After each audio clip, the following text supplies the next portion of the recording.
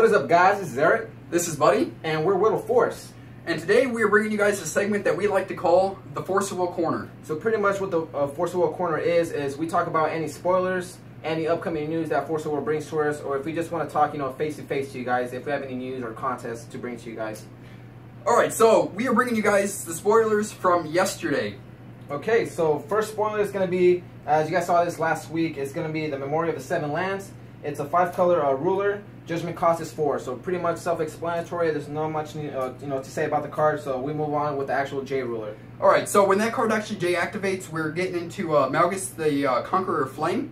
And what Malgus does is this card gains Malgus, the one charmed by the Demon Sword, in addition to its other names. It also, when this card enters the field, you control a Brutal Conqueror's Memoria. Reveal the top 3 cards of your main deck. Put all Resonators with total cost 3 or less from among them onto the field. They gain Swiftness until the end of the turn. Put the rest on top of your main deck in any order. If you control 4 Brutal Conqueror's Memoria, put all Resonators from among them into the field instead of all Resonators with total cost 3 or less. Okay, so what do you think about this card, buddy? Do you like it or don't you? I actually really like this card. It's could be a very strong mid-range ruler. Seeing how you can put any top 3 cards and they gain Swiftness. So if you want to finish off that game, this card will be perfect for that mid-range battle. Okay, so it will be. It's not going to be your typical finish. Try and finish in 3 turns. It will be, like Buddy said, a mid-range card, mid-range deck, and overall. So. What do you think are going to be some good cards to go with this deck that are not in this spoiler? Your typical, Ruke, Guinevere, Athena type cards, or? So you would probably want to build your deck based around control. I could see this card as a control ruler.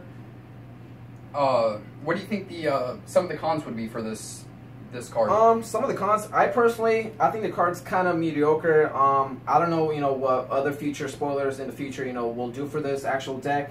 But as of now, I feel like it's too combo related, especially when it enters the field. Yeah, it's cool, if you put, reveal the top 3 cards of your deck, if 3 or less, summon your Resonator. It does give you that board presence that, usually red decks usually, lack in. But his secondary effect, and if you do control the 4 Memoria, which we'll get into the next card, I feel like that's too situational for the card. Yeah, if it goes off, then yeah, that's a pretty big deal. But that's only if you run, big beaters in the deck that will actually, make it, worth time to invest in. Okay, so would you give this card a thumbs up or a thumbs down? As of now, I'll give it a maybe. So a maybe? Yeah. I'll go ahead and give this card a thumbs up. So let's go ahead and bounce into our next card, which is Brutal Conqueror's Memoria. So this is the Memoria for Malgus. It's pretty self-explanatory. It produces red as any other Memoria for any red decks. And secondary effect is pay 1 red, 2 colorless, tap it. This card deals 100 damage to your opponent. So what do you think about it? Me personally, I don't like this card. It only produces red, and you have to pay 3 total, and it only deals 100 to the opponent. However, if you do want to run Malgus, you have to run 4 of this card. Especially if you want to run, that certain build that if you want to, get his secondary effective, if it's field, then you have 4 of them. So if you want to run that type of build and want the big beaters on the field, then you will have to run 4 of these. But as of now, I feel like the 3 costs for just to deal 100 life points, it's not enough to actually run the card itself. I give this card a thumbs down. I will too. So moving on to the next card, it's going to be Flame Soldier of Volga. So what this card does is it's a one drop red. Whenever this card is dealt damage, it gains plus 200, 0, and Swiftness until end of turn. 3/3. Okay. If you guys saw the other spoilers, pretty much this deck revolves around pretty much doing damage to itself in terms of the Resonators, and you gain certain effects based off of that. So I personally don't like the idea of burning your own guys just to get Swiftness or a boost. So what do you think, buddy? Me personally, I like the card. It's a 3/3.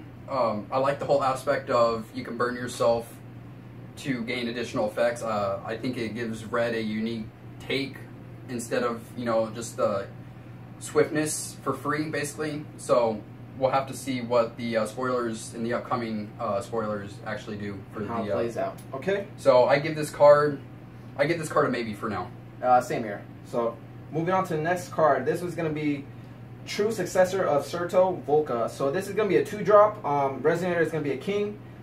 Its effect is whenever this card is dealt damage, it deals that much damage to your opponent. So I personally think this card is going to be the best card of this spoiler so far. I just feel like it can do so much.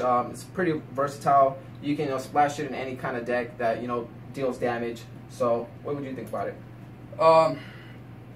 I like the card, especially with Malgus. It's gonna buy you a turn because right off the bat your opponent doesn't want to get rid of it because they don't want to take the damage early on.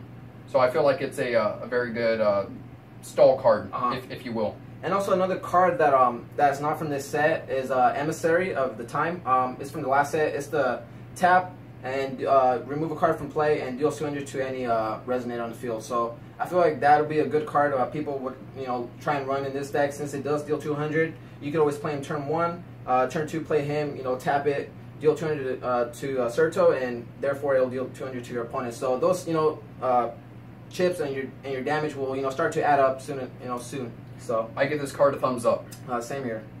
So next card, it's called Sangvine Arena. And what this card does is you can tap it. This card deals 200 damage to each Resonator. Play this ability only if you control a Resonator. Keyword, if you control one. Okay, and it is also a 1-drop, so I feel like that's a strong turn 2 play if you want drop another 1-drop Resonator. So I feel like this card will be a 4 of since it does stack. So there's no reason not to run this card. So I also give this card a thumbs up. I think it's going to see a lot of play. Same here. I don't really see any cons. The 1 fire is perfect. It's got the rest ability. Yeah, it's not too cost heavy, so it's not like you just don't want to run 1 and not see it the whole game. So the only con that I can see about this card is you have to control a Resonator in order to get that ability. All right, moving on. So the next card is going to be Blood Covered War Axe. So this is a 1-drop. It's an addition. Added Resonator gains 400 attack, 0 defense, and whenever this card attacks, it deals 200 damage to each other Resonator. So this card, I feel like it's probably not the best. It's the best card in the spoiler. I know I said Serto was, but looking at this card again, I feel like it just does so much for yes. red decks in general. So yes, for the 1 red and the ability to boost 400, I feel like Lancelot just got extremely better. And just keep in mind, if you equip this, and it is a little combo heavy. Ame to Lancelot, including this, it'll shoot all your opponents Resonators. It'll do 200 to you, and the extra 700 to any Resonator. If they decide to block, then that's another what is it, 18, 1700. So that in itself, Lancelot will do plenty of damage, and combined with Serto, dealing damage to you already from his effect, I feel like the life points will just add up to the point where it'll be you won't see it coming pretty much. So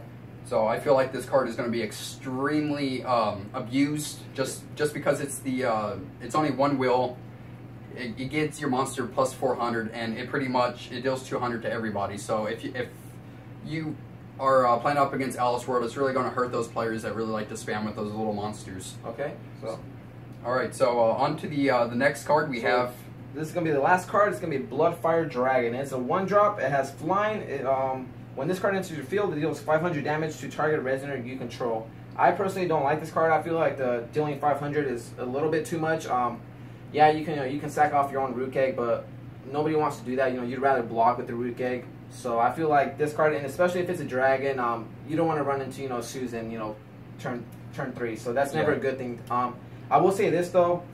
If you do, I would rather play him, turn 2, hit another guy, because it'll pretty much be a 1-drop 500 flyer. So that's also a good thing about that. So yes, it is a 1-drop flying 5/5. So it's really I feel like good that's for like that. the first card that Force will release that is a flyer, a 1-drop 5/5. If I'm not correct. Yes. So the con being you have to damage yourself.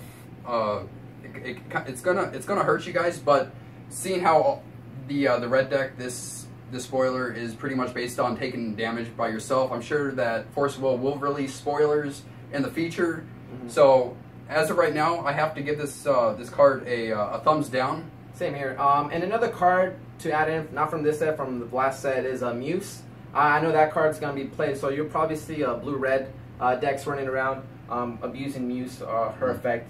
So look out for that, guys. Alright, guys, so this was our first episode of the Forcible Corner. Let us know if you guys like this type of content. I know not, usually people don't do this type of content, so give us feedback, see if you guys like this or not.